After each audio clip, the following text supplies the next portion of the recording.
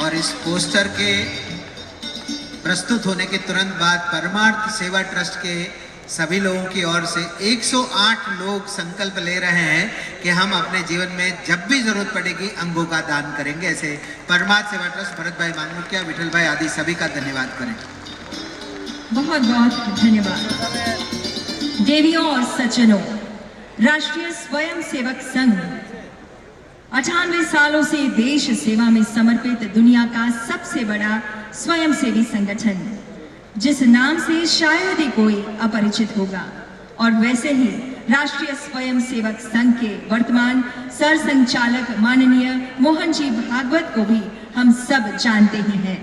नागपुर के पास चंद्रपुर के निवासी वेटरनरी साइंस में शिक्षा के बाद 1974 से अपना जीवन राष्ट्रीय स्वयं सेवक संघ के प्रचारक के रूप में देश को समर्पित किया। विभिन्न दायित्व का निर्वहन करते हुए 2000 से 2009 राष्ट्रीय स्वयं सेवक संघ के सर कार्यवाह तथा 2009 से राष्ट्रीय स्वयं सेवक संघ के सर संचालक के रूप में संघ के स्वयं सेवकों का तथा देश विदेश में बसने वाले हिंदू समाज का मार्गदर्शन कर रहे हैं।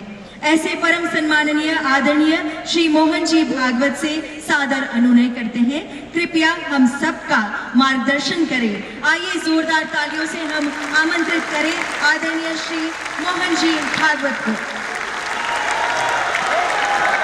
फिर से एक बार सभी डोनेट लाइव के ध्वज से स्वागत करें। डोनेट लाइव के ध्वज से पुनः एक बार स्वागत करें।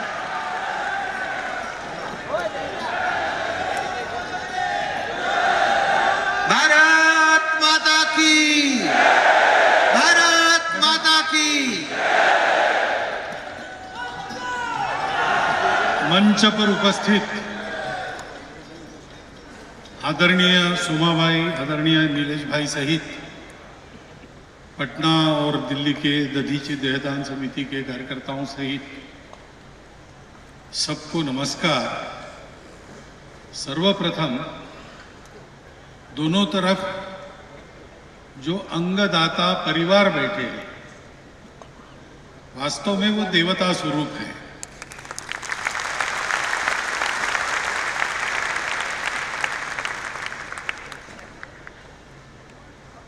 आज मुझे गणेश जी की मूर्ति दी गई, विघ्नहर्ता। ये परिवार, उन्होंने किसी न किसी के जिंदगी के विघ्न को हरण करने के लिए अपने स्वजन के अंगों का दान किया है। तो विघ्नहर्ता गणेश जी का एक रूप इन परिवारों के सामने, हम सब लोगों के सामने है। इन सभी को वंदन करते हुए एक बात मेरे ध्यान में नहीं आती है कि यहां बोलने की तो कुछ वैसे आवश्यकता है नहीं। सब काम करने वाले यहां बैठे हैं, जिन्होंने ये काम किया है वो भी आपके सामने बैठे हैं। जिनको उसका लाभ हुआ है उन्होंने भी काम करने का संकल्प और ये काम होना चाहिए, इसकी पूरी दलील आपके सामने रखी है। इसके पीछे कृति होने के कारण इसका प्रभाव पर्याप्त है और किसी को बोलने की आवश्यकता है नहीं। परंतु आपके मन में एक प्रश्न न आए कि इन सब काम करने वालों में ये अकेला बिना काम किए क्यों बैठा है, वो ऐसा प्रश्न आपके मन में न आए, इसलिए मुझे एक ही काम दिया था इस कार्यक्रम में बोलने का, वो मैं कर रहा हूं।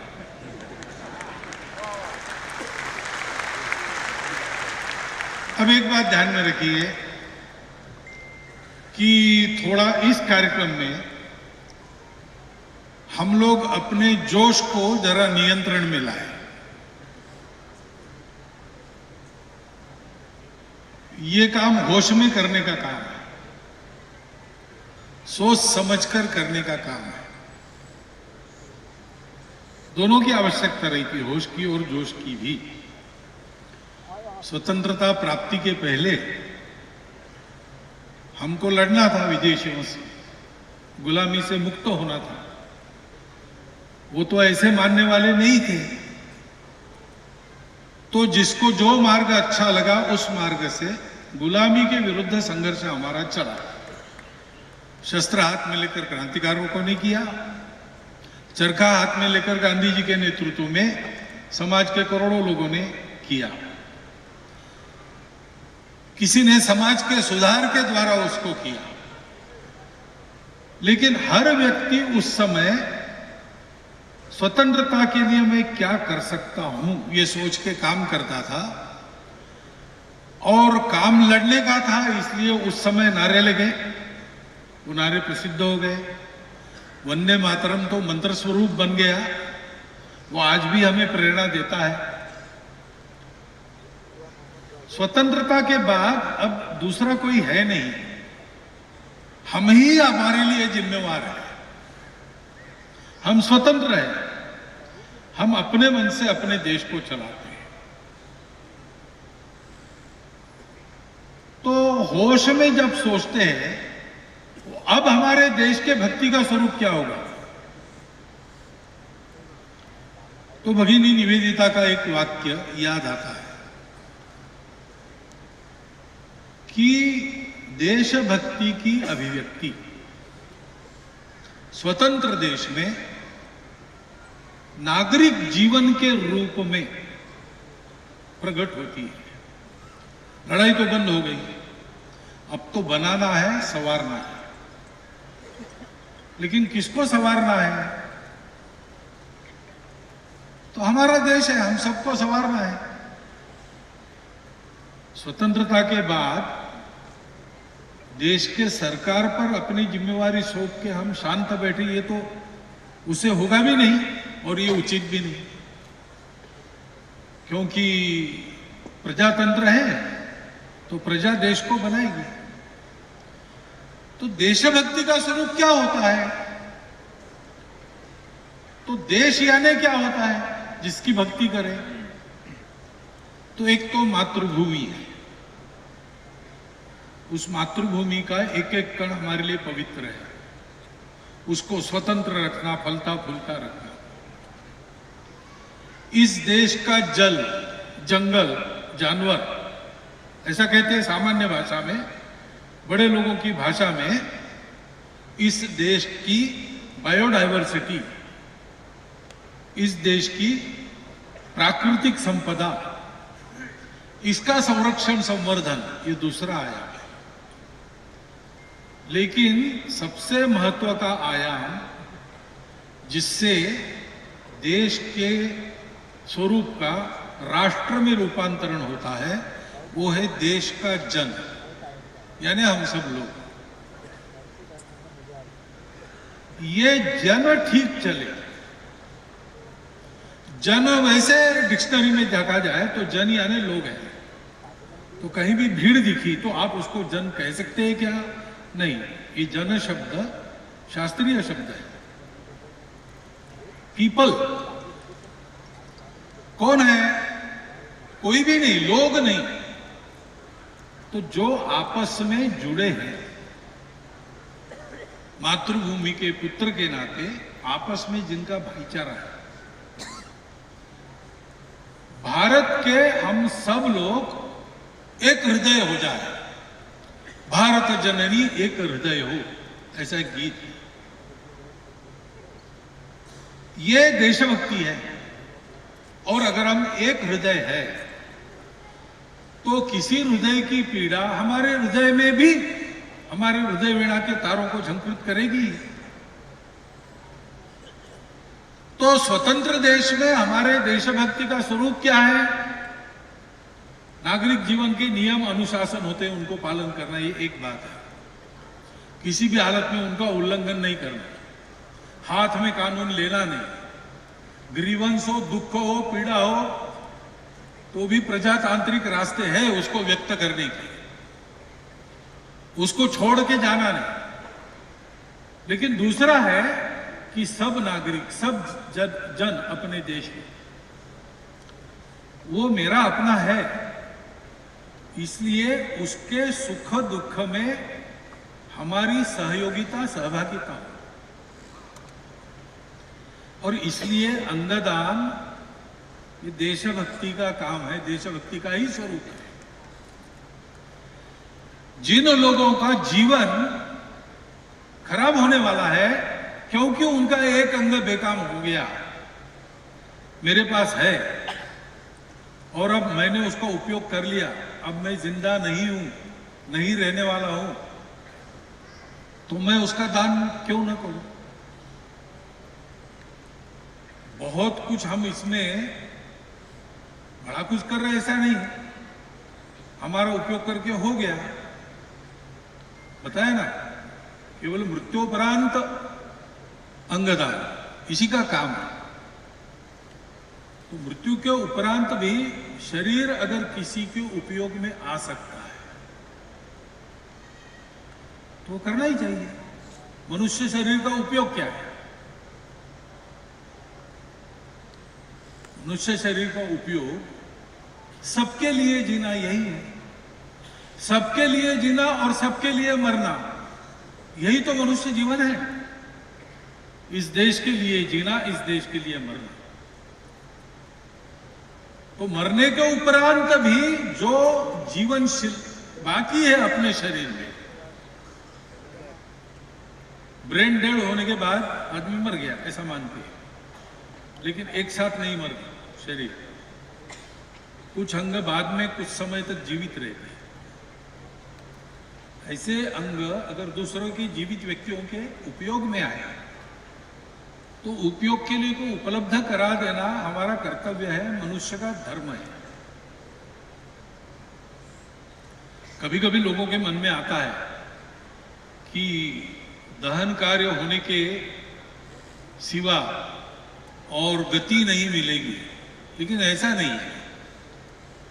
कुछ व्यक्ति ऐसे होते हैं, वो कहीं विशेष परिस्थिति में उधर ही मर जाते, उनका शरीर मिलता नहीं, लेकिन बिना शरीर के उनकी भी उत्तर क्रिया होती है, गया में होती है, और भी जगह होती होगी पता नहीं।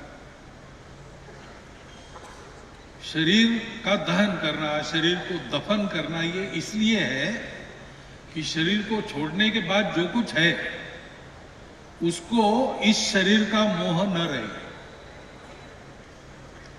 तो शरीर का मोह तो त्याग देना ही है, और इसलिए इस दृष्टि से भी इसमें कोई गलती नहीं है, शास्त्र निषिद्ध ये काम नहीं है। गति वगैरह की चिंता भी इसमें करनी नहीं चाहिए। राजा रंतिदेव थे, 12 साल का अकाल पड़ा, प्रजावत्सल राजा थे, सब कुछ प्रजा के योगक्षेम के लिए उन्होंने दे दिया, और स्वयं 43 दिन का व्रत रखा, 43 दिन खाऊंगा नहीं, पानी पीऊंगा नहीं, और प्रजा के दुख निवारण के लिए काम करूंगा, ऐसा उन्होंने किया। और अकाल की तीव्रता कम हो गई, प्रजा मरने के कगार पर आ गई थी, वापस आ गई, धीरे धीरे सब ठीक होगा, ये पक्का हो गया। 43 दिन पूरे हो गए, उन्होंने कहा कि मैं अपने व्रत का उद्यापन करता हूं। अपने महल में वापिस आए, लेकिन सब कुछ दे दिया था अकाल पीड़ा हरण के लिए, अकाल राहत के लिए। तो रानी, राजकुमार, राजकन्या और 4 जीव अब कैसे उद्यापन, भोजन कैसे करना? लेकिन 1 लोटा पानी था और 1 कटोरी सत्तू था, तो उसी के 4 भाग उन्होंने किए और भोजन के लिए बैठ गए। तो सामने एक भिखारी आ गया, कुत्ते को लेकर आ गया साथ में। उसने कहा, महाराज सबका तो अकाल ठीक हो गया, अब ठीक होगा, लेकिन मैं अकेला बच गया हूं, मुझे बहुत दिन से कुछ खाने को नहीं मिला। तो राजा ने उठ के अपना सत्तू उसको दे दिया, उसने खाया। उसने कहा, महाराज पेट तो नहीं भरा। तो रानी ने दे दिया, फिर राजकुमार ने भी दे दिया, फिर उसने कुत्ते के लिए मांग लिया, तो राजकन्या ने भी दे दिया। बाद में फिर उसने कहा प्यास लगी, तो 3 कटोरी पानी वो पी गया और 4थी कटोरी राजकुमारी की कुत्ते को पिला दी। राजा की आंखों में आंसू आ गए। तो भिखारी उसको कहता है, भाई आपको दुख होता हो तो ये मुझे नहीं चाहिए, आपको दुख देके मुझे अपना दुख निवारण नहीं करना है। भले ही मैं भिखारी हूं, लेकिन मैं लोगों की पीड़ा मैं भी नहीं देख सकता, मैं भी मनुष्य हूं। राजा ने कहा, भले आदमी, तुमको देने के कारण मुझे नहीं बचा इसलिए दुख नहीं हो रहा है, अगर तुमने फिर से मांगा तो देने के लिए कुछ नहीं, इसलिए मैं रो रहा हूं।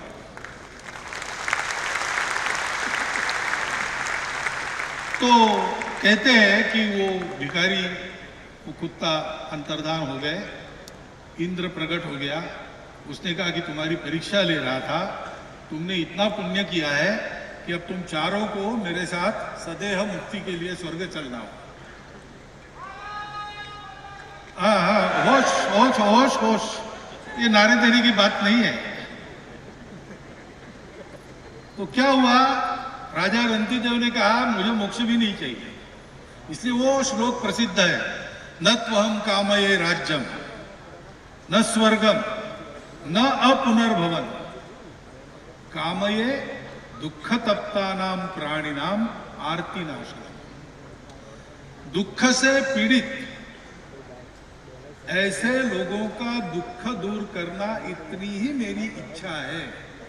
हमारे देश में मानव जीवन के आदर्शों में राजा रंतिदेव जी का जीवन, और इसलिए मानव धर्म का पालन भी है। देशभक्ति तो है ही, मनुष्यता का जीवन ऐसा होता है।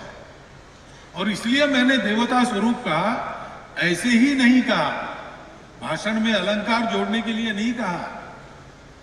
संतों की उक्ति है मराठी में, जे का रंजले गांजले त्यासी म्हणे जो आपुले, तोची साधू ओळखावा देव तेथेची जाना। जो दुखित पीड़ित लोग हैं उनको अपना मान के उनकी सेवा करने वाले जो है वो साधुजन है। भगवान को वहीं पर उन्हीं में देखो। और ईश्वर को, नर को ईश्वर बनना है। मनुष्य जीवन इसके लिए है। नर को नारायण बनने के लिए मनुष्य जीवन मिला है। जन्म जन्मांतर की यात्रा उसके लिए होती है। तो कैसे बनता है? तो ये कहा है, न ही जन्मना, जन्म से नहीं बनता है, न ही प्रजया, खूब बड़ा परिवार करने से नहीं होता है, न कर्मणा, अच्छे अच्छे काम यानी कर्तृत्व, उससे नहीं होता है। त्यागेन एकेन अमृतत्व मानुष। आप जितना देंगे उतने बड़े बनेंगे, और सब कुछ दे देंगे तो भगवान बन जाएंगे। और ऐसे देते हैं कि जिससे देते हैं वो भी दे जाते हैं। यानी मैं दे रहा हूं, मैं देता हूं, मुझे देना है, तो इसमें जो मैं है वो है देने वाला, मैं दे रहा हूं, उस मैं को भी दे देते हैं। ऐसा जो दान होता है वो मनुष्य को भगवान बनाता है। यहां दधीची देहदान वाले हैं। दधीची ऋषि की कथा तो सबने सुनी है। तो त्यागमय जीवन के कारण वृत्रासुर जैसे अजिंक्य असुर का वध करने की ताकत उनके हड्डियों में थी, और देवों ने उसको मांग लिया। तो आनंद पूर्वक योगाग्नि में अपने देह को जलाकर हड्डियों से उन्होंने वज्र बनाने के लिए देवताओं को दान कर दिया। देवताओं को दान किया, लेकिन मैंने किया बताने के लिए वो भी नहीं रहे। उन्होंने मैं भी दे दिया। इसलिए त्याग का परम आदर्श तो दधीची है। पहले अंगदाता वो है, उन्होंने अपना गंग दान। ऐसा ये पवित्र कर्तव्य है और ये देशभक्ति है। हमारे देश के लाखों करोड़ों लोगों को अंगों की प्रतीक्षा में इतनी यातनाएं सहनी पड़ती है, खर्चा होता है, खर्चा करने के बाद भी वेटिंग लिस्ट में रहना पड़ता है सालों तक। स्वतंत्र देश में अपने देश की आवश्यकता कोई इंग्लैंड अमेरिका पूरा करने वाला नहीं, वो हमको करनी है। हम इस पथ पर बढ़ चले हैं, एक एक कदम आगे डाल रहे हैं, हम अपनी आवश्यकताओं को पूरा करते करते दुनिया की आवश्यकताओं को भी पूरा कर रहे हैं आजकल।